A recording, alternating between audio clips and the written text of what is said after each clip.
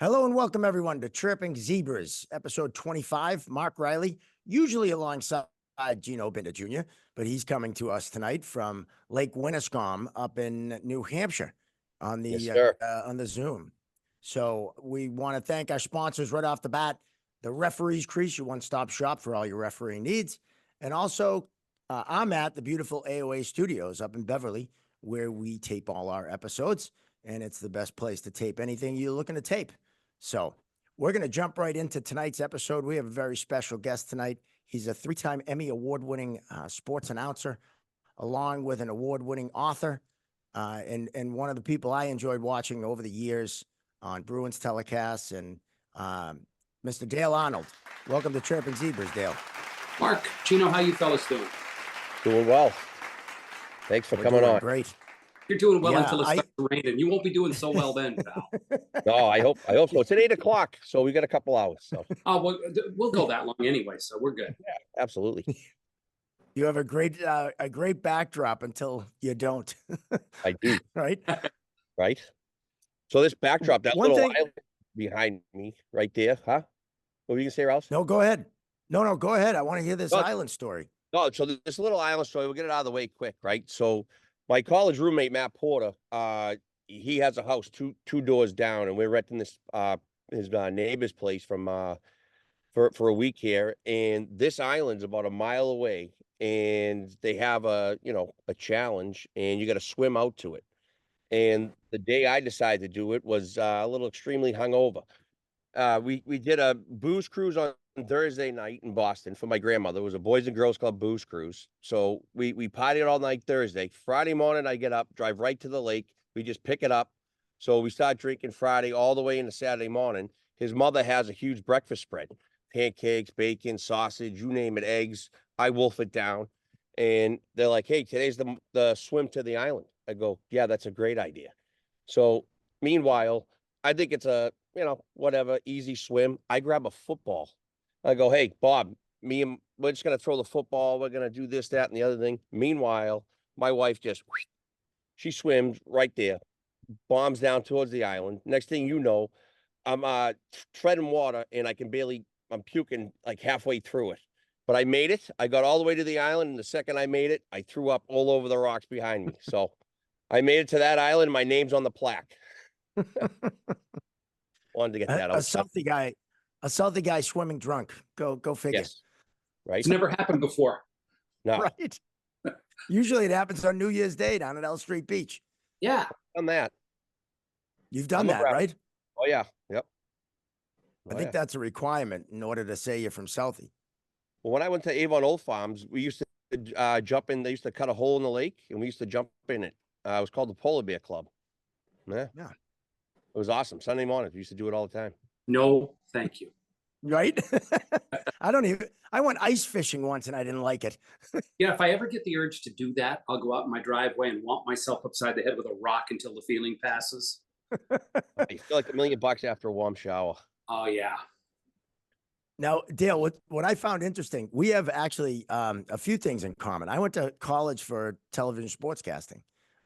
Never actually got a job in the business, but I actually almost went to University of Miami and had a partial academic scholarship, but wanted to play college hockey.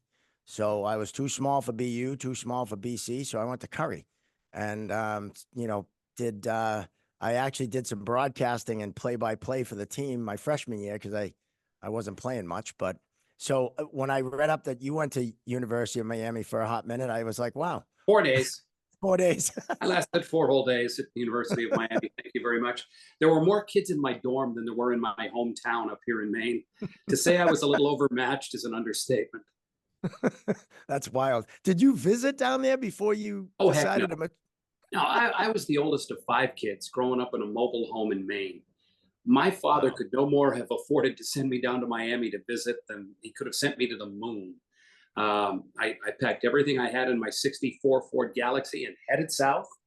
Got to the beautiful campus in Coral Gables and very quickly learned when my roommate was taking Dad's jet back to Long Island to get the rest of his stuff that I was maybe a little overmatched. And as I said, I did manage the last 4 days before I packed everything back in my 64 Ford Galaxy and headed back to Maine. Wow. That's a great, and you ended up in Bowdoin. I did. Yeah, it was like the last place on the planet I wanted to go to school because I grew up in Brunswick. You know, Right. who the heck wants to go to college a mile from their high school, less than a mile from their high school? But I transferred in as a sophomore, and it ended up being, one of the best decisions I ever made. That's awesome. Now, one of the things I found really cool was that you succeeded Mike Emmerich with the Maine Mariners, and then ended up with him in New Jersey. And what was it like to? Because Doc Emmerich for me is one of the greats for hockey, play-by-play. What was it like to work with him? I think he is the best, and all due respect to Dan Kelly and all those guys. I was finishing up my Bowdoin career. I had broadcast the games there for 5 years before I was a student, while I was a student. And a guy named Ed Anderson used to cover Bowdoin hockey for the Portland Press-Herald. He went on to work in a management role for the Maine Mariners. And when I got out of college, he called me up and he said, listen, we got a guy here who does the games for us, but he's not going to be here very long. I want you to come down, attach yourself to his hip, do whatever he says to do, just apprentice, learn the job, we'll work into the broadcast as often as we can. I do what we call the down and backs. You go to New Haven or you'd go to Springfield and play a game and come back. And I do the games, and it was with Doc. Awesome. So my apprenticeship in professional hockey was to work alongside, in my opinion, the greatest hockey broadcaster of all time. A few years later, 8 years later, by the time I got there, when I got to the National Hockey League, Doc was down there doing TV with Chico Resch, and I was doing radio. So it was a lot of fun for me. I think by the time I got to New Jersey, he'd gone on to Philly by then, actually. So I run into him a lot, but not necessarily at the same time in the same organization. That's really, now last week our guest was Greg Murphy, comedian. Yep. Greg Murphy, who spent time on EEI with Glenn Ordway and back in the day, and he does one of the best impressions of Doc Emmerich. It's just outstanding. Greg does a lot of great impressions, and back when I was doing play-by-play in both the American League and in the National Hockey League, people used to say, "Oh, you're just trying to imitate Doc Emmerich." Why the hell would I try to do that? I mean, talk about making a fool of yourself real quick. It just turned out that, Doc's voice is a little high and mine was a little high. And we ended up, and I did apprentice with him. So it's not like his tonality and some of his verbiage, wasn't lodged in the back of my brain. But trust me, try to be the next Doc Emmerich would be the single dumbest career move you could ever make. So true. Now, Gino, you brought up something cool that I didn't know about the sports Dale has called in Boston. Yep. All 5 major sports, correct? 5. I didn't get a Boston Cannons game in there, which could have made it 6. But when I came back to Boston, I did 3 years of Patriots when they were awful, really bad. The Rod Rust years and the Dick McPherson years. So I did 3 years of that. I did Bruins, obviously, for a number of years. I got to fill in for Red Sox for a number of years, including the 2013 World Series championship team. I filled in on Celtics basketball radio for about 15 games altogether over a couple of years. And I did a full season of Revolution hockey as well. Soccer, I should say, Revolution soccer. So I did manage to get 5 sports in there. And until somebody comes along and does 6 or 7, they get they're not the Pride anymore. They're the Boston Professional Women's Team or whatever the hell they call themselves now. Somebody will get 6 or something and knock me off the pedestal. I don't see that happening, to be honest with you. Who just won another championship? Too bad you weren't around for the Free Jacks. Just won another championship in rugby. Like everybody else. Yeah, they play. Like everybody else, every 4 years, I watch sports that I never see any other time, as I've been doing for the last week and will do again for this week. Rugby players are nuts. Yes. They are nuts. I mean, holy cow, I watched both the women's sevens and the men's rugby. I loved watching it. I never got to see a Free Jacks game, but it would have been fun to go and watch it. Yeah, the women rugby are incredible. I mean, they just absolutely destroy each other and pop right back up. Yeah, It's there's unreal. the young lady in the semifinals who got the U.S. into the gold medal game, who scored the go-ahead try, I guess they call it, and then assisted on the next one. She's from Franklin, Mass. And when I was living in Massachusetts, I was in Bellingham and Rentham, and my daughter is a teacher at Franklin High School. So I loved the connection that a girl from Franklin, Mass was over there starring for the Olympic team. That's pretty cool. love Now, seeing it. what was your favorite? Obviously, hockey, I suppose, was your favorite to call. Yeah. And do you find hockey to be the most difficult to call? It depends somewhat, and you guys know this. I'm preaching to the choir here, but hockey on radio can be really hard. Yeah. Hockey on TV, you should know when to shut up.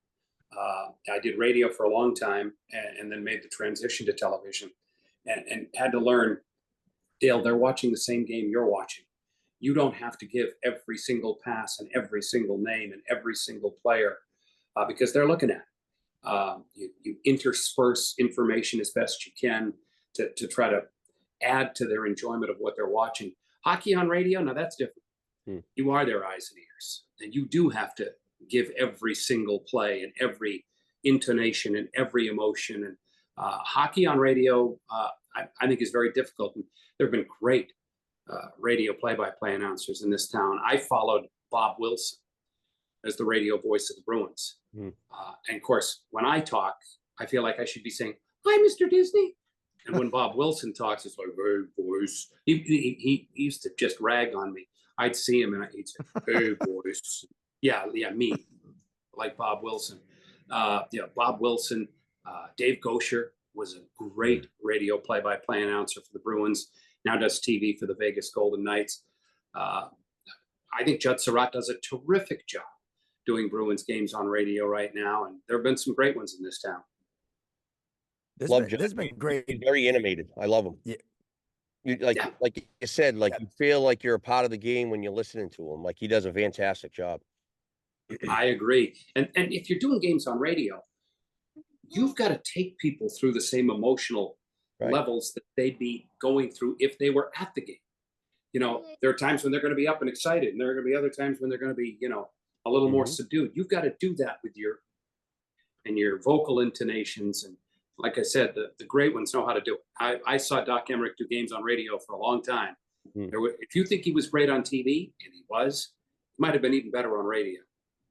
And the thing I find fascinating, like, you guys all go through the trenches, just like all the professional athletes do, just like the referees do, just like we do, no different. Like, when I did 9 years in the American League, so I saw trainers, equipment guys, all those type of people go through the chain, even like assistant GMs, like Billy Guerin, and he was like, when he first came off the ice, he was player development for Pittsburgh, and now he's a GM, and I got to know him through the years.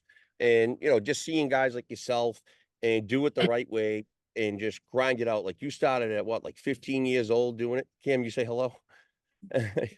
And just grinding it out, doing it the right way, and then you build the foundation, just like we try to get the referees to understand. Build that foundation and then just grow from there. And if you're doing the right things day in and day out, you never know where it's going to take you. And that seems like what you did in this industry. I started doing games on the radio and getting paid for it when I was 15. I was doing high school football on the local radio station in Brunswick, Maine. We added Bowdoin hockey into the mix, luckily for me, at the same radio station. And I ended up doing, 5 years of that. Then it was 8 years in the American Hockey League. Then it was finally my jump to the NHL and the New Jersey Devils. I was only there for 2 years. Right. Second year I was there was the year the Devils and the Bruins were playing in the semifinals of the Stanley Cup playoffs. And while I was in Boston doing the games on radio for New Jersey, I was interviewing for the Patriots play-by-play job on radio, what was then WHDH radio. Yep. And, I got a call saying, "Hey, would you consider coming to Boston to do Patriots football?" And I said, "Yeah, sure." And I knew it was going to get me back to New England. Right. I followed Kirk Gowdy as the radio voice of the Patriots. Talk about pressure, huh? Oh, yeah. No kidding. So then, I said to them, I said, look, I haven't done football in a long time. I don't have any football tape. All I can do is send you, what I have. And they said, send whatever you got. I sent them a New Jersey Devils Edmonton Oilers hockey game. And they liked it at the radio station. The Patriots had approval rights. They took the tape down to Foxborough, and Patrick Sullivan approved me as the radio voice of the Patriots based on a Edmonton Oilers Boston Bruins hockey game. That is Wow. amazing. That's crazy. And that was the old Sullivan Stadium. Yes. Oh, what a dump, huh? Oh my Lord. It was awful. I mean, and you guys know this. You get out of Texas, those places, there are high school fields that make that old dump look like a dump. Right. There are high school facilities much better than that was. Give the Crafts credit. Once they finally got ownership of the team and then built a state-of-the-art stadium and everything that's around it, what a difference. It was like really being in the NFL all of a sudden. Right. Now, you mentioned you did in high school, you were doing play-by-play, but you also lettered in 4 sports. I did, yeah, but I was pretty small, so I couldn't play football. I played soccer, cross country, basketball, and baseball. I would do the football games. That was fine because I was playing soccer and cross country. Up until my junior year, I played JV basketball, rush in, change, and come out and broadcast the varsity game. We didn't do baseball on radio back then, but I got to do football and basketball, and then we added Bowdoin hockey. But yeah, I lettered in 4 sports in school. I'm from Maine, big fish, small pond, that sort of thing. You can do that here, where Massachusetts, I wouldn't have made any of those teams probably. Now, you didn't play hockey.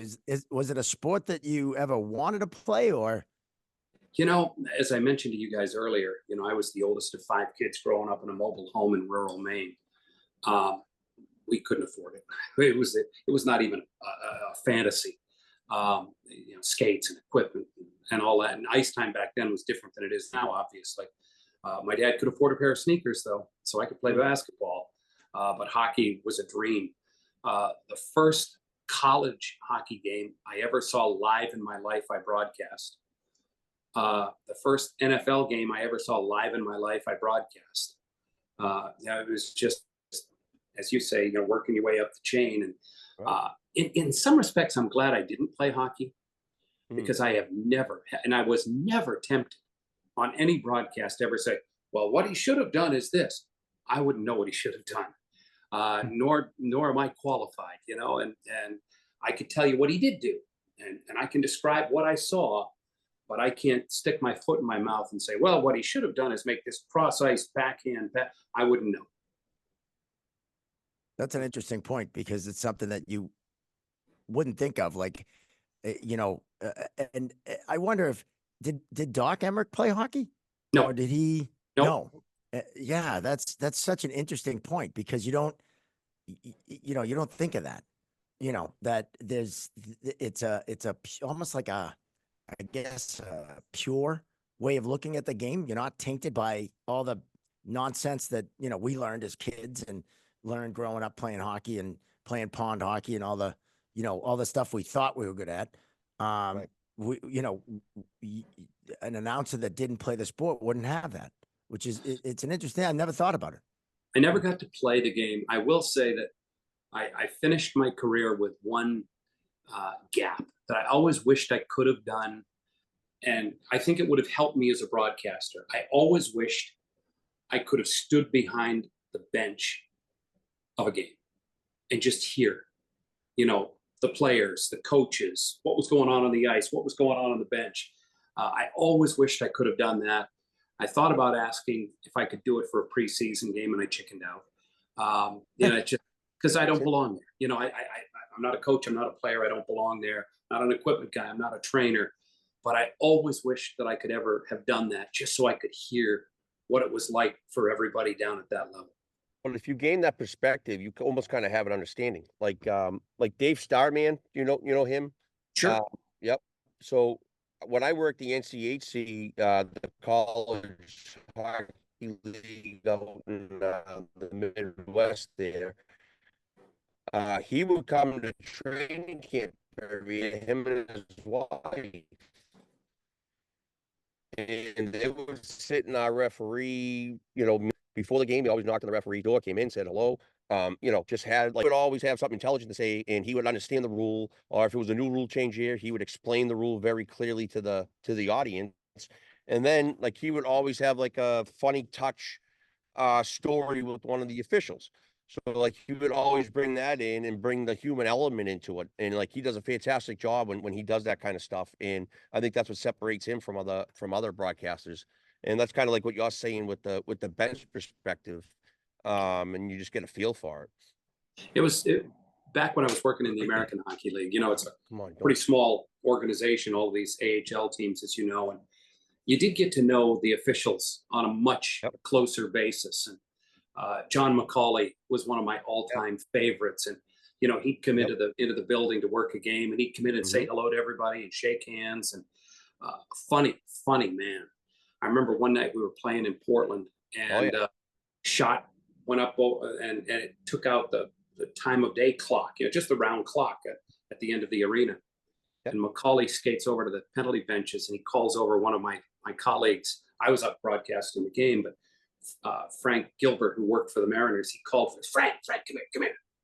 And Frank comes over by the penalty box for it, and Macaulay says, will you get that damn clock fixed? I got a flight out of here at 10 o'clock. I need to know when this thing is over. He was a funny man. Officials are known for that sense of humor. Yeah, some of us are pretty funny. Did you get to know any of the guys in the NHL? I mean, back in the day, like we always talk about now, it's different because there's so many referees. And, back in the day, though, when you had your Andy Van Hellemons and your Bill McCreary's and your Kerry Frazier's, Paul Stewart, did you get to know any of those guys? And also, as a broadcaster, you knew what you were getting when those guys walked in the building, right? Whether you liked it or not. Was there a particular ref you liked? Not necessarily, well, on a personal level, but more on how they call the game. At the NHL level, and you guys know this, the separation is much greater. I would no more have thought about going and knocking on the referee's door and saying, hey, fellas, can I come in and chat for a minute? I was afraid I'd get thrown out of the league or something if I did that. At the minor league level, it was different. You got to know guys. And then as you progressed, right? I mean, John McCauley, obviously one of the great referees at the NHL level too, but would work American League games. And I'd see him, at the NHL level. I got to know Stewie first as a player, playing for the Syracuse Firebirds, and ultimately as a referee, both at the American League level and then at the NHL level. You'd carry the relationships up to the NHL level, but you wouldn't seek out. I didn't think it was proper for me to seek out to speak to a linesman or a referee. If I saw Stewie, somebody that I knew, that was different. You could say hello and how you doing and how's the family and things like that. Guys that you knew. Right. I remember we were playing a game in Binghamton in the American League, and you know what Stewie was like as a player, and he wasn't that much different as a referee. And we had a bench clearing brawl, and back in the day when you still had them. And everybody on the ice had partners, and the poor linesman. You only had one referee and two linesmen, and they're trying to break up things. And at one point, Stewie waded right in, and he's got a Binghamton player in one arm, and he's got a Mariner player on the other. And he's trying to hold them apart and wrestling. Finally, he looks at the Binghamton player. He says, "Do you want to fight with him?" He says, "Yeah." He looks at the Mariner guy, and he says, "Did you want to fight with him?" And, "Yeah." "Okay, have at it." He just backed out, got out of the way, and let them go. That's awesome. Stewie was our guest on episode 2, and he's quite a character. And you actually had him as one of the chapters in your book, Tough Guys. Yep. And he was certainly that. Oh, he was that. And I remember he was working as an official. He came into the building in Portland, and I saw him, and I said, "Well, wait right here. I got something for you." And I went into my files, and I pulled out a photograph that I had of him, just a bloodied and battered pulp, playing for the Syracuse Firebirds. And it was the night he challenged the Maine Mariner bench, and they all came. And he fought one after another. And it was funny because he got 3 fights, you're gone, you know, that sort of thing. The period ends. The officials go down. They go into the referee's room, and Stewie's showering in there, in the referee's room. And they said, "What are you doing?" And he said, "Those sons wouldn't come and help me. I'm not dressing with them." The game ended. He took his equipment bag. He put it under the bus. They were headed out of town. He went across the street to the Holiday Inn. He checked himself in, stayed in Portland that night. He said he wouldn't travel with him. He wouldn't play with him. He was so mad. And then he flew out the very next morning. Wow. That doesn't sound like Stewie at all. Oh, no, not a bit. Now that book, I want to bring up the books. I'm actually just about finished with the Sean Thornton book that you wrote with him. But the Tough Guys book, now, I mean, you name the tough guy, you had him in that book.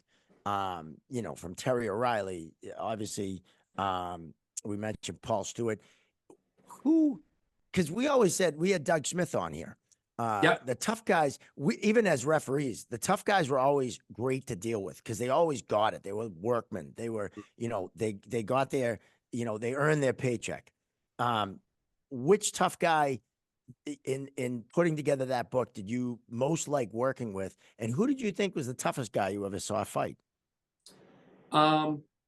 Dave Brown, who I knew both with the Maine Mariners and then when he was with the Philadelphia Flyers. I mean, in the book, I think they were all as tough as could be. You know, you could run down the whole list from PJ Stock to Archie Henderson. Some were minor league, you know, legends like Archie Henderson was. You know, some were legends at the NHL level. As I was writing the book, as I got near the end of the book, I realized that, you know, I knew most of the guys that were in the book, and I, you know, if I didn't know them closely, I at least knew them to talk to and could reach out to them. And I said, you know what? I got to write about somebody I don't know, and I want to write about somebody I don't like.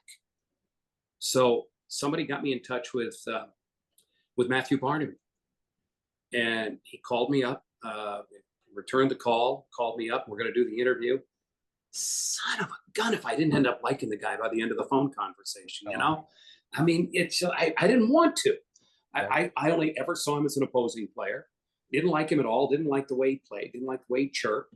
And by the time we concluded a couple of hours of phone conversation, I loved the guy. It was like all the other guys, you know, that I knew. As you said, Riles, you kind of know what you're going to get with these guys. You know, you got a pretty good idea. Sean talks about it, you know, in his book that I wrote with him about, you know, the code and you know, the respect you have. And there are some people that Sean doesn't have much respect for, Matt Cook being one of them. But even he said he had to respect how Matt Cook responded when the Bruins said, "You got to fight with Sean Thornton the next game. First shift, you have to fight him. Then this is over." And he did. Now, he got knocked down. He got up again, and Sean said, to his credit, he said, he got up again. I knocked him down again. But that's the sort of thing that these guys respect. And it was what drew me to the project to begin with. Terry O'Reilly was the first guy I talked to for the book. And he called me back and he said, "Dale, I'm sorry I'm late." He said, "I apologize. I was out skating." And I said, "Why?"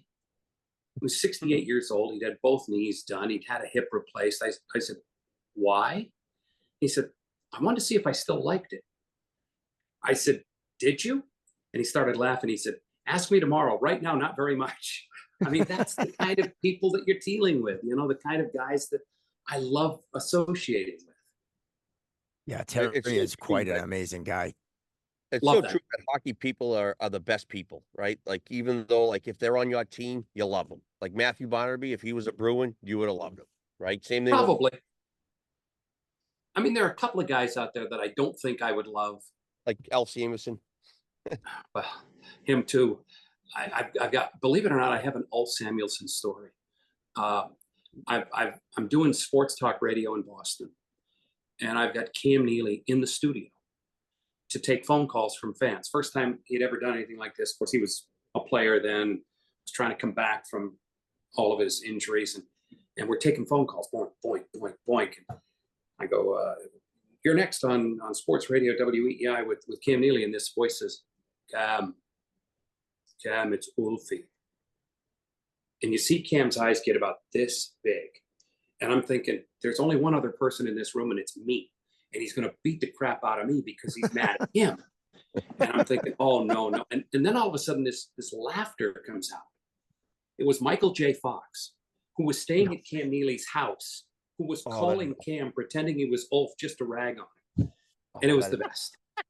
That's awesome. Awesome. That's really cool. There's a few, like we've talked about, Matt Cook. I had zero respect for him. Sam Bennett, currently right now, any other of those Florida Panthers, we've said it before, love to see him on the Bruins, except for him. He just has, just a dirtbag through and through. And listening to the Thordy's book, that story you told about Matt Cook, it was great to hear how Recchi and Guerin talked before the game. Well, it was set it up. It was Zdeno, Sean, and Recchi. And they went to see Billy Guerin under the stands at the Garden, as the players are arriving. And the three of them collectively said to Billy, here's the deal. We don't like what happened in the last game. Billy didn't say a word. It's a teammate they're talking about. They said, first shift of tonight's game, Matt Cook fights Sean Thornton. And then it'll be over. If he doesn't fight him the first shift, this game is going to be all over the Sports Center highlights tonight for all the wrong reasons. And guys like Sid and guys like Patrice are going to have to play this game with their head on a swivel because it's going to get ugly out there and it's going to get bad. And Billy Guerin, to his credit, said, okay, you're right. He was in the dressing room and he tells Matt Cook, you're going out, first shift, you're going to fight him. And then it's over. Now, they still didn't like Matt Cook. They still didn't like what he did, obviously, to Mark Savard, but they handled it like men. They handled it like, okay, this is what we're going to do. They didn't need to call the league. They didn't need to involve the referees or the linesmen. Man to man, they went and said, this is what's going to happen. You go in and tell him, and we'll take care of it from there. And they did. And I loved it. Yeah, that's why hockey's such a great sport, right? I have a funny Sean Thornton story. So my brother is Dr. Riley, who's been the Bruins dentist for 30 years, just retired. Yep. So I go in to get my teeth cleaned. It was February of 2014 during the Sochi games. Yep. And who's in the waiting room but Sean? And so I said, hey, Thordy, how's it going? I'm Mark Riley, Dr. Riley's brother. He goes, oh, hey. So just trying to make conversation, I said, how about that game the other night with Oshie and all the penalty shots? And he got visibly like animated, and he goes, I haven't watched a minute. He goes, I can't stand that Oshie. He's a piece of shit. I don't like him. Matter of fact, I don't like anyone on that team. And he threw in some more expletives, right? And I'm laughing because my brother's office is, I don't know if you've ever been to him, but no. It's open. So everyone heard him explode about this, and hate him and blah, blah, blah. And I'm just laughing going, Jesus, I was just trying to make a connection. And he went on for about 5 minutes about how much he hated each guy and why. Like, he had a reason. And he hated Oshie. He goes, that he's such a pussy. He won't drop the gloves and he does this and that. Like, he had a legitimate reason for why he didn't appreciate anyone on that team. And I was just laughing the whole time I'm getting my teeth cleaned. And the hygienist is laughing, going, all of a sudden I hear swearing and yelling from the lobby. And it was such a great moment to share with him. It was really cool.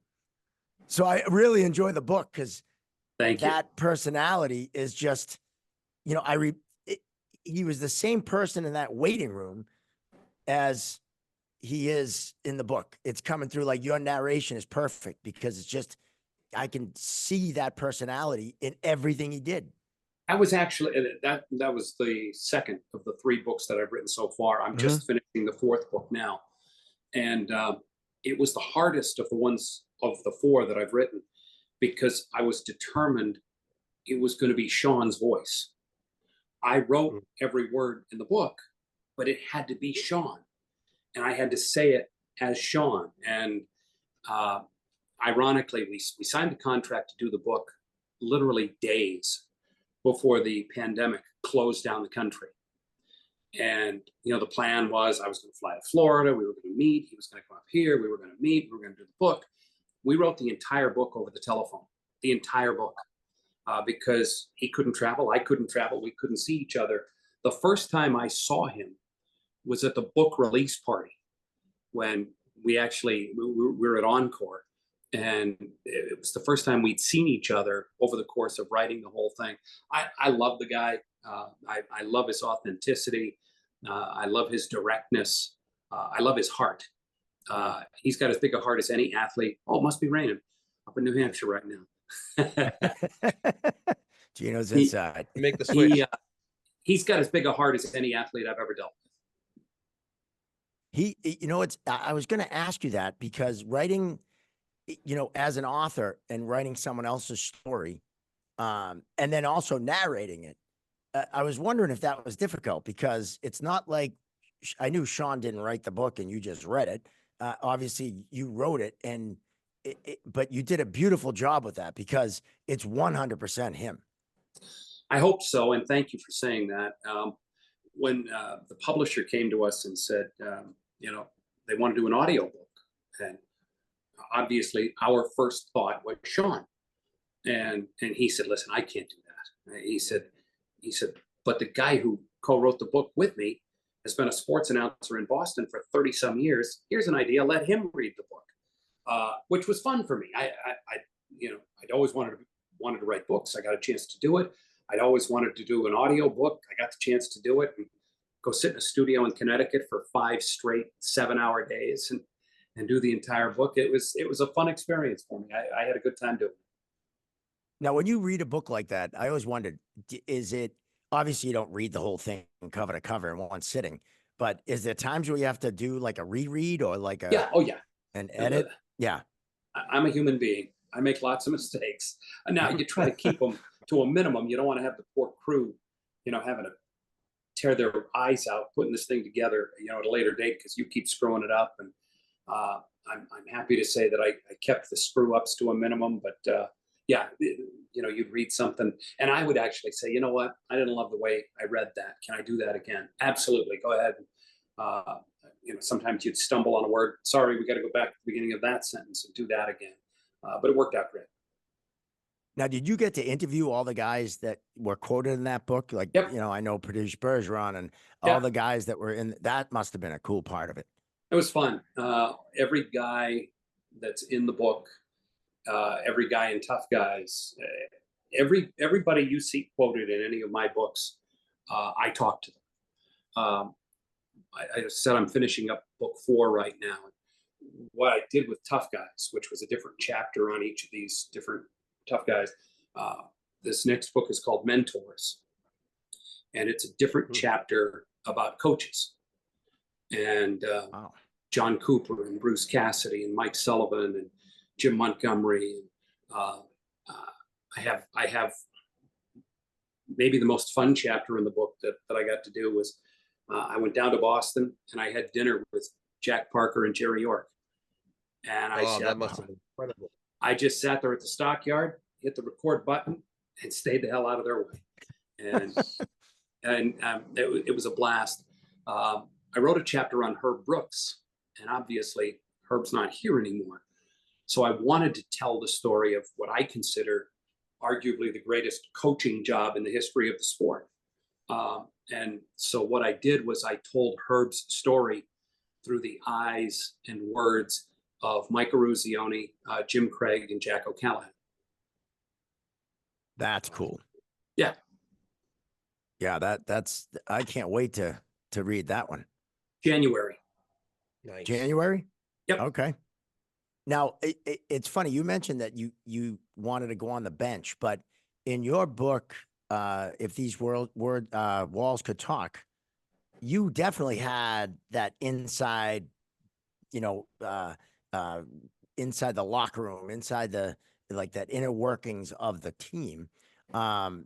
So and what I found great about that, I read some of it. I haven't gotten to actually reading the whole thing, but the forward by Ray Bork, right? I mean, how cool is that to have Ray Bork write a forward for you?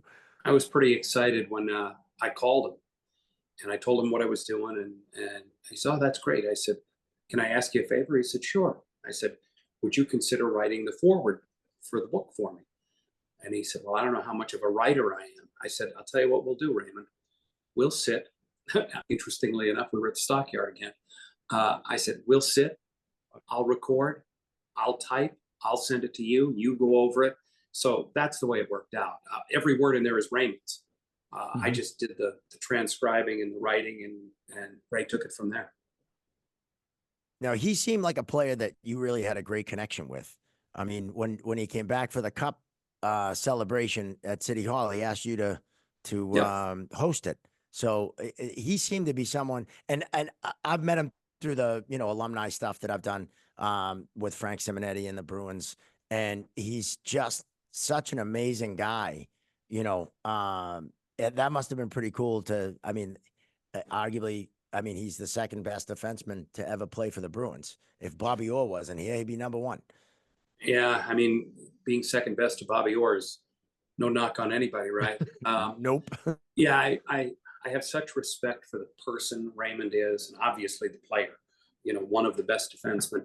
You'd have to say in the top 10 list of best defensemen in the history of the game, he'd have to be on anybody's list.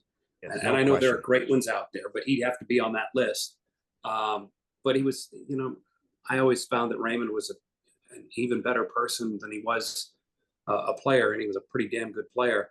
I remember coming out of the Garden one night. I had my daughter with me. The only hockey player in my family is my daughter, and we're coming out, and I got a chance to introduce her to Ray, and he stopped and he took a few minutes and he talked to her, and he says, and Alicia was like 10 or 11 or 12. She was just starting to play. And he said, Alicia, can you skate backwards? And she said, well, I'm working on it, and I'm getting better. He said, don't ever tell your coaches that. You'll have to play defense the rest of your life. And he was probably right. That's awesome. I mean, I guess, and you've been around hockey so much, but you've also had that experience with all the other sports. I mean, I think it's true when people say hockey players are cut from a different cloth. I mean, you really have to search for a hockey guy that is, a jerk. I mean, like, in all my interactions with different pros and stuff, very few have ever kind of made me go, come on, man. Craig Janney was one, and maybe it was just a bad night. We waited outside the Garden. I was in high school, and he knew, playing at BC, he knew a good friend of mine's dad, Neil Cronin, who worked at BC for years, and I knew he knew him, and I just yelled, "Hey, Craig, my friend's dad's Neil Cronin, think we can get an autograph?" And he just kind of like did one of these and kept walking. And at the time, I was so pissed. But now looking back on it, I'm like, who knows what he was going through at the time? What kind of night he had on the ice, or he might have just got yelled at or whatever. But that was the only time where I was kind of like, why you got to be like that, But they are definitely the athlete that I think is the most approachable, and also I think the most connected with their fans. And correct me if I'm wrong. No, you're exactly right. In the course of this book that I'm finishing up now, Mike Sullivan spends a lot of the time in his chapter talking about what kind of person Sidney Crosby is, off the ice, and signing autographs for kids, and the type of person he is, as big a star as there is in the game. I wrote a chapter in the book with John Paddock, who spent his last 2 years of coaching with the Regina Pats, preparing Connor Bedard to become the next big thing. And he coached Bedard his last 2 years in junior hockey. And John said the same thing about Bedard. When the season was over in Regina, Connor Bedard, who was the youngest player in the National Hockey League when he went there, and he was a 17-year-old kid, went downtown to the Regina Pats office. Their office wasn't in the rink. And he went downtown to the Regina Pats office at the end of the season and went through every single desk of the 10 or 11 or 12 people who worked for the team and thanked them personally for everything they had done, and gave each of them an autographed stick, and went out of his way to make sure they understood how much he appreciated it. This is a 17-year-old kid, and he already knew what was the right thing to do. How do you treat people properly? Like you saw Ray Bork. Well, you mentioned Bobby Orr earlier. as nice a person as I've ever met in professional sports. You know, Sidney Crosby, those guys, they get it. And hockey players in general are the easiest professional athletes to deal with. I've always found tough guys as a subset are even easier to deal with than hockey players as a whole, which is why I wrote the book. But even the superstars in the game, they understand and they get it and they live it. And it's why I enjoyed every minute of my time, you know, working in professional hockey. I think I got to meet Patrice Bergeron at the CCM Hockey House I did back in November Yep. because he's a CCM guy, Yep. and you know, it just so humble. And I mean, Zdeno Chara, talk about crazy. I refereed one of the Bruins alumni games last fall, the Matt Light game, the Matt Light Mhm. Foundation game. And here I am in the locker room, and Tuukka's there, and Zdeno's there, and I don't get too enamored by anyone. You know, I just think everyone's other than Navy SEALs. When I meet a Navy SEAL, I'm like I mean, it's just amazing to me because I'm they with you. do what no one else can do, right? But Zdeno Mhm. Chara, and I just went over and I said, "Hey, Z, I'm Mark Riley, Dr. Riley's brother," and he went off about how great my brother was and talk. And there's a great picture we have on actually our website with him and me in the locker room. But it's like, you know, he doesn't have to give me the time of day, and I'm no one from no one. And here he is. It's just, it amazes me every time I not only experience that, but see that when they interact with kids and when they interact with people. And maybe, obviously, I'm biased. I'm a hockey guy. I mean, but I think it's legit that, you know, that hockey people are the best. And I mean, from a refereeing standpoint, um, you know, Gino, you can talk to this. I mean, the refereeing hockey, I think, is the hardest sport to officiate. That and calling balls and strikes. I think umpiring's right up there as well. But I mean, hockey's so fast now. You have to have four guys out there. It's too quick. You can't do the one man, especially at the pro level. But at the junior level, I think it's really good for development having one guy and you're learning. Like Dale, like when you're off the cuff, right, and you're by yourself and you're on the road just doing the game all by yourself, it makes you grow and you learn on the job. And you know, that's what our officials need to do. And that's what makes hockey, I think, officiating great because you got to think on your toes, you got to manage the game, you got to manage the people, you got to manage the rink. And if you're a leader out there and amongst men, I think you're, you know, you can control the environment and then control the game. But Now, you you have a very Tom McVie was with the Bruins for a long time, just an amazing dude, and you have a very funny Tom McVie story from the Mariners days when he was with them. Well, it depends on which one we're talking about. Give me Well, a hint. the bus story when he changed the time of the departure.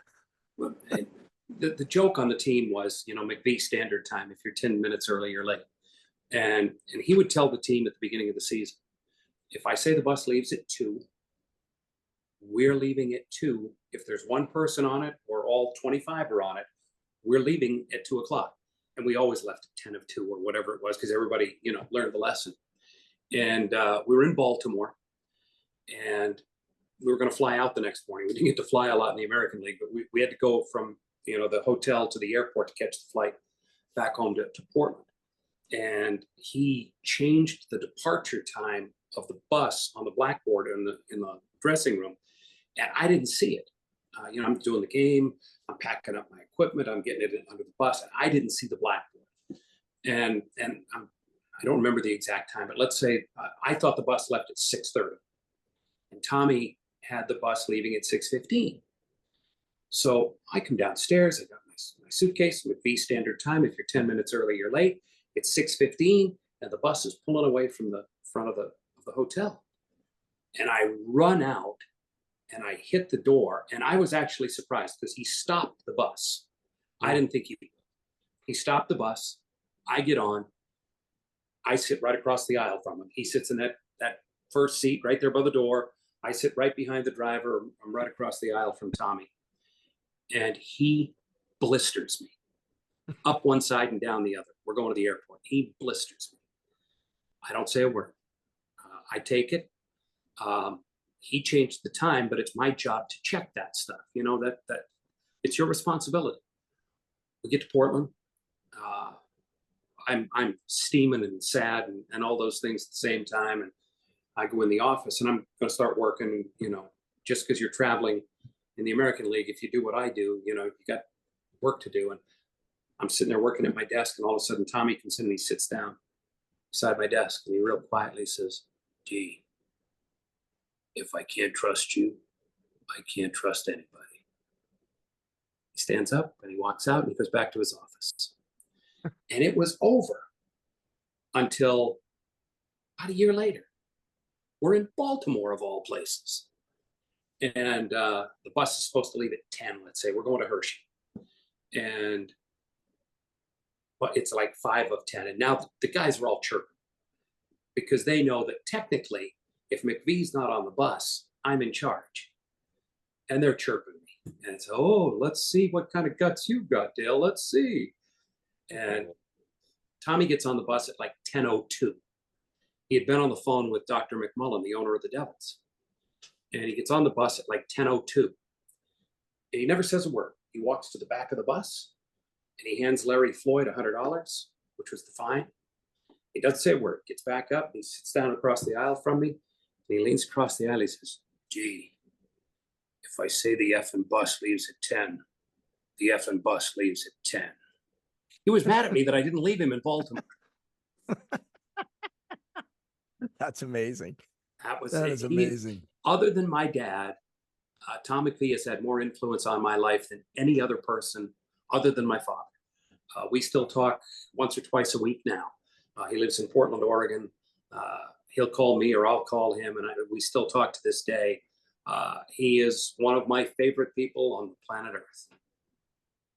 Yeah, he was great to watch, and you could just tell that players loved him. Yeah. You know, they just loved him. And I could see him being that kind of father role for everyone, you know, and not because he was older, just that he had that, you know, thing about him. Like certain guys have that thing about him. And he does have it. Yeah. Yeah. My brother talked very highly about him too. He loved him, and just a great guy. So now I want to transition over to your time at EEI, because you were there from the very beginning in 1991 when the thing started out. So, I mean, you're really one of the building blocks of arguably one of the greatest sports talk stations in the country. I mean, I suppose New York has their fan and all that stuff, but EEI still to this day is the station. Now we have, you know, sports talk. We have 98.5 too, but EEI is still the, you know, kind of the go-to. And it seemed like you were with more partners, you know, starting out with Eddie Andelman, and then, you know, going on from there. I mean, you worked with Numi, you worked with Holly, you worked with Keith, like you had the Dale and someone show. Yeah. And I guess going through everyone had their own personality, but you seemed to be the one that could work with them all. I started out solo. We had a solo act middays there, and I was working by myself. And then Glenn Ordway became the program director, and he decided to pair Eddie with me. Eddie didn't like it at all. Eddie had been, you know, the big afternoon drive star, and he thought it was definitely a demotion. So they paired him with me, and the numbers went through the roof. And a year into it, I ended up signing a new 5-year deal. He ended up signing a new deal because the ratings were phenomenal. And then, you know, ultimately, Eddie decided he didn't want to work there anymore, and he moved on. My next partner was Bob Numi, who I loved. God rest his soul. I loved Numi and loved working with him. And even the last day that he worked with me on the air, he was kind of crying off the air, and he said, I think I'm making a mistake. I don't know if I should go or not. I said, Numi, don't go. You don't have to go. I mean, you know, we haven't hired anybody else. Stay. And no, I said I was going to leave. I'm going to leave. And He went on, of course, a star at NBC Sports and everything else that he did. We held quote unquote tryouts. Some of them were fake for who was going to replace Numi as my partner. We did offer the job to Jackie McMullen, and I thought she was going to take it. And then ultimately, she decided she didn't want to be away from her kids that much every day. And so she, at the last minute, changed her mind and decided she wasn't going to do it. And we hired Michael. And Michael ended up being my favorite partner of all the people I ever worked with. I loved working with Michael. We're friends to this day. When my son got married in New Orleans, the two work people, quote unquote, who were at my son's wedding in New Orleans were Barry Peterson and Michael Holly. I loved Michael. Then when Michael moved on, they brought in Rich Keefe. I had a blast working with Keefe. Very funny man, very funny. Jerry Thornton was there for a while, off and on, in different components. So I did work with a lot of different people. Maybe it says something about me that nobody wants to stick around with me for any length of time. I don't know. Yeah, I think those years, I loved Holly too, but I think you and Numi were, I mean, I remember listening to you guys and he was just so great. I got to meet him when I interned at Channel 5 back in the day with Mike Lynch, and in running, ran into him, and he was just such a cool guy, down to earth, and just so funny, but not in a, you didn't see it coming kind of way. Oh, and I was playing golf with Numi at the International. He was a member there, and he says, "Hey, come on, let's play golf." And we were playing at the International, and I saw him ace a hole at the International. And it's the only hole-in-one I've ever witnessed live in my life, and it was my playing partner who had it. And it was the coolest thing just to see his reaction and stand there on the tee, and the ball goes in the cup, and he got his ace, and I got to see it, and it was great. That's awesome. Now, doing TV and radio, which one do you like better? And I know that it's kind of a loaded question, but I really enjoyed sports talk radio for a long time, and then there got to be a point where I didn't enjoy it anymore. It felt different to me. It felt, everybody was pissed off, everybody was bitter. Have a take, don't suck. It's like you couldn't have a conversation anymore. I used to pride myself on getting interviews with players, and coaches, and putting people on the air. And then as the tone of sports talk radio degraded over the years, it became harder and harder to get these people to go on the air with you because it just wasn't as much fun for them. The way the atmosphere was. By the end of it, I had probably had enough of sports talk radio, and they'd probably had enough of me too. I enjoy television, but it's different. Is your tie straight? Is your hair combed?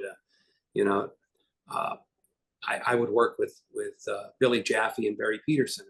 This is not a big secret for people. I'm 5'6". I'm not as tall as they are. They're all bigger than me. And so in order for the camera guy to get us all in the same shot, there was a box. It was about this tall.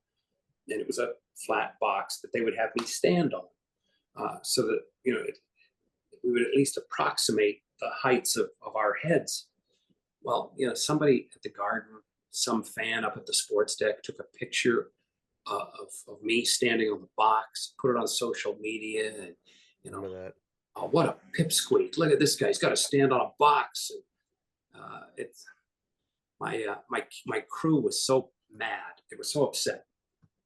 They took the box, which was a wooden box, and they put black electrical tape around the entire box, covered the entire box with black tape so that it blended into the carpet, and so that you couldn't really tell I was standing on a box after that, because they were upset that I had caught crap for the fact that, I'm 5'6". What are you going to do about that? So it's the way life is now. Well, you and my uncle could join height watches together then. Exactly. height watches. Well, we talk about one of the refs in the NHL that had the most presence, or some of the best presence, was Kerry Fraser, who was 5'6", and his hair was 5'7". 6 inches. Well, I think that's why I keep mine. I'm 5'10" with the hair. That's why I keep it stuck up like this. But he was, I mean, talk about small in stature, but huge in presence. Yep, I And agree. and I would argue you the same way on TV. Like your personality on TV was just, and again, you're on my show, so but I really always enjoyed watching you on Nesson Thank because you. you kind of had that, you had that way, and you always brought Barry or whoever you were on with. They were the experts, but you led them to where they needed to go to let the people know what they want, what you wanted them to hear. I always felt that as host of the Bruins games on Nesson, my primary job was to say as few words as I could possibly say to get Billy and Barry and Andrew to where they needed to be to shine, to show their stuff. People tuning into the Bruins pregame show on Nesson weren't tuning in to listen to me. They were tuning in to hear what Billy had to say, or Barry had to say, or Andrew had to say. My job was to get them there in as few words out of my mouth as I could possibly use. That's how I always approached the job. Well, I mean, I honestly, it was, yeah, it was masterful. And, maybe it's because I went to school for it. Maybe it's because I do stand-up comedy and it's there's an art form to it that people don't understand, maybe even know about or can even appreciate. And maybe because I have that background, like I noticed that, you did a masterful job in doing that because, Thank too many guys try to, like you said, they get in the way, right? They say too much and you're like, all right, I don't want to hear from you. I want to hear what Barry Peterson thinks about that forecheck or whatever. And really you just did a masterful job with that. Thank It you. was something that I appreciate I appreciated it because that's what I went to school for. That was what I wanted to do. I mean, I'm doing a podcast, so I guess I ended up doing what I went to school for, but in a much big roundabout way. But yeah, it was always cool to watch. You host those. Not that I mean, I have no problem with Sophia Yurchkovich. That's well noted on this show that I am a huge fan of hers. And but so am I. you were much better at what you did. I mean, yeah, she's good at not just because she's beautiful. She actually, I met her at the Bull with the Bruin event, and she knows her hockey. Sure And does. I didn't know she was from Canada, and Yep. she does a great job too. She does a great job, but uh, I don't want to delve into places I shouldn't delve. Sometimes I get myself in trouble because I talk too much. One thing I wanted to bring up that I didn't know that I bet a lot of people don't know. You have narrated quite a few things for NFL Network. Well, back when I was doing the games, the Patriots games, um, they didn't have an NFL network then. They had NFL Films, and they would take the play-by-play of the local broadcasts and they would intersperse it in with the highlights, and they'd use a lot. So I hear my voice show up still on NFL Films stuff, especially the Icky Baluki call. And for people who don't know, because it's a stupid story, doing a Pats game at Gillette, well, Foxborough then, and Doug Flutie runs a naked bootleg, scores a touchdown from 20 yards out. And the Patriots were really bad then, and it was a brief shining moment of enthusiasm and fun, and everybody was screaming and yelling. And he scores the touchdown, and I say, "This place has gone icky baluki." And Gino Capoletti, my color guy, looks over at me and he goes, "What?" And we just keep doing the game. I don't think anything of it. Well, then NFL Films takes the Icky Baluki call, marries it to the video, shows it to the country, and now all of a sudden it's viral before there were viral moments, and it's everywhere. And I remember Jim Baker from the Herald, who was the media writer for the Boston Herald at the time. He called me up and he said, "What about this call from the game last week?" And I said, "What do you mean?" He said, "Where did Icky Baluki come from?" I said, "I really have no idea." I said, "It just came out. I don't know." He said, "How do you spell it?" I said, "ICKEY BALOOKI." He said, "Are you sure?" I said, "Jim, if I make them up, I can spell them any way I want. Are you sure? Yes, Jim, That's it's awesome. it's how I'm spelling it right now. So yeah, I hear myself show up on there now and then. It's fun. Oh yeah. Now I guess kind of close it out. What was your greatest moment, sports moment? I know you've had a hugely successful and long career in sports broadcasting, but what was the sporting event that you were a part of that kind of is that, Stanley pinnacle Cup, moment? yeah. Yeah, your Stanley Cup. Bruins Leafs Game 7 at the Garden. That's awesome. It was one of the most amazing things I've ever had the pleasure of watching. Uh, and you're standing there on the fifth floor on the sports deck getting ready, and you're thinking about, okay, what are we going to say? How are we going to put the bow on the end of this season? Where are we going to go? And then Luch scores, and Patrice scores, and you're starting to think, no. And you're watching people filing out of the Garden. They're going up the stairs in front of me, heading for the exits, and then they tie the game, and you see people coming back down the stairs, trying to get back into the Garden, and it, for sheer excitement, for drama, for import, for everything you want out of sports, Bruins Leafs Game 7 in the Stanley Cup playoffs was as good a sporting event as I've ever seen live in my life. That was awesome. an insane game. I know exactly where I was when it's one of those moments where where you were, and it's one of the best radio calls. And I think it was Dave Gosher. Was it Gauche not was on back then? radio, and yeah. Yeah, and when he's Bergeron, and the Bruins win the series, and every time I hear that, it's kind of like you get those chills because it's a great moment. It really is a great moment. It was cool. So I was living in Celtic and I had direct TV, so I was on a delay. So everybody's windows are open, this and that. And there was an apartment complex across the street. And every time the Bruins scored, they would cheer. And I would be like, oh, Mary, they just scored. So like I finally, before overtime, like I yelled out, I go, hey, I'm on a delay over here. Will you guys keep it down? Like cheer after. So the overtime goal happened and I didn't hear a cheer. And the guy goes, hey, I waited for you. Oh, come on. There's no way I could not have kept quiet when Bergeron scored. I couldn't have done it. No way. I go, how did you stay quiet? Like, it was unbelievable. But yeah, the guy yells across the street. Oh, it was great. That's awesome. Now, what a moment. The Olympics are going on right now. Did you ever do any broadcasting for the Olympics? It's the single greatest regret of my professional career that I always, always, always wanted to do an Olympics and never had the opportunity. Would have given anything, would have done anything for the opportunity. Wasn't good enough. And that's the one thing I wish I'd been able to see in person. I still want to go to one. I just want to see one, be there, maybe LA, in 4 years. But I'm hoping someday I get to go just be a fan at one because I never got to work one. Now, because Numi, I loved what Numi did. I forget which one he was at, but it was the Winter Games, and he was just fantastic. Because it's the Summer Games, and we joke about how there's so many stupid Olympic sports now. What do you think is the one sport in the Olympics that if we did away with, no one would care?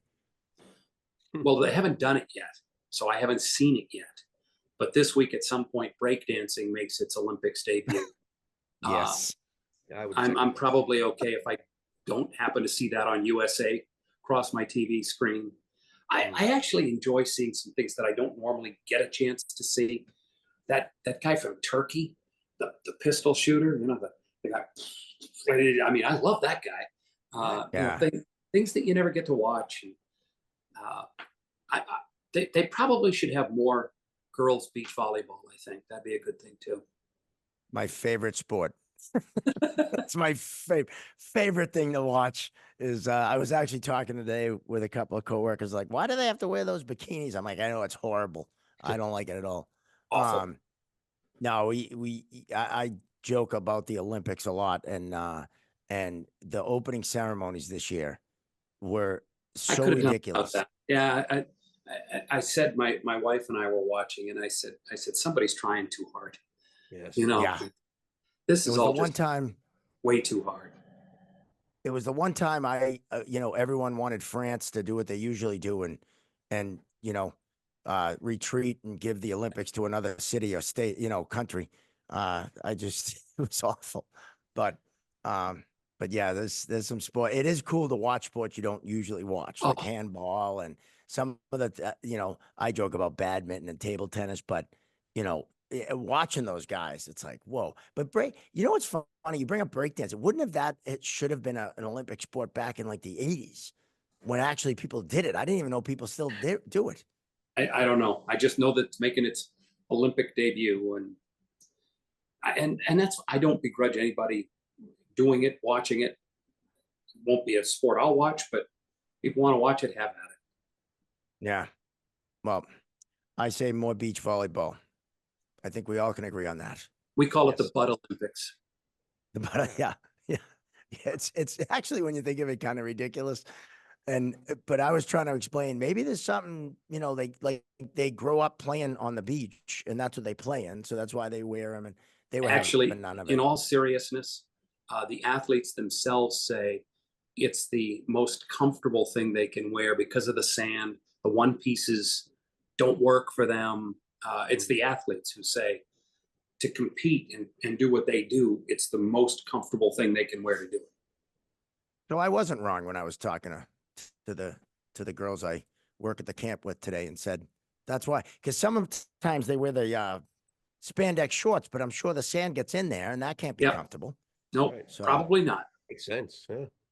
yeah, well, I actually, you know what? There's a sport I wish I refereed. I don't know if they're looking. Riles all of a I sudden would. goes, I'm sorry. Was there a play there? I wasn't paying attention. The ball could hit me in the head. I wouldn't know it. What the Offsides. Well, Dale, this was awesome. Thanks a lot for coming on. We really appreciate Thank you very much. having you on, and when you called it quits, I really think Boston lost a great broadcaster. I mean, you were one of the greats for many years, many Thank you. years. Riles, I Thank appreciate you, it. buddy. Tino, thank you. Congrats on a great career, and I love listening to you throughout the years. And this was a pleasure finally meeting you. And thank you for doing this. When the next book comes out, first of the year, have me back. We'll talk about it. Awesome. Oh, Absolutely. I would love to. I can't wait. I can't wait for that one because I coached hockey for many years. And so anything on coaching, I absolutely love. And I'll be first in line for the pre-order on that one. Thanks, fellas. Very good. Thanks, Dale. Thanks, Dale. All right. Dale Arnold joining us on Chirping Zebras. And how great was that, Gino? That was awesome. He was fantastic. That was And unbelievable. and I forgot to mention at the beginning of the broadcast, we got our mugs. We got our coffee mugs, Chirping Zebra coffee mugs. And that's very exciting when you have a coffee mug, you've made it.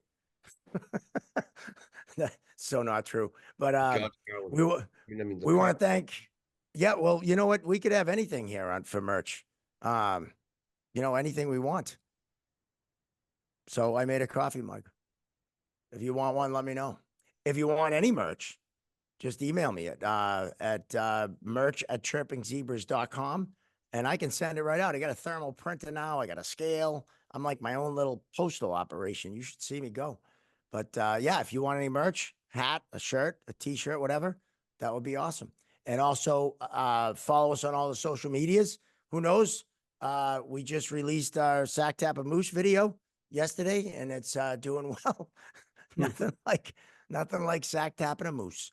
That's what I say. But follow us on all social medias, the Facebook, the Instagram, the TikTok. We've been live, Gino, on TikTok Oh, nice. this whole time. Oh yeah. Great. We've been live on TikTok the whole time. And TikTok. the TikTok. And as always on YouTube, like and subscribe. We really appreciate that. Coming to you from AOA Studios. Want to thank them and thank the boys up here. Our producer, Josh Dolan, who's responsible for us being live on the TikTok tonight, our social media director and producer, Josh Dolan. And we want to thank our sponsor, the Referees Crease. As always, your one-stop shop for all your refereeing needs. And that's going to do it for episode 25 of Chirping Zebras. We'll see you next time right here.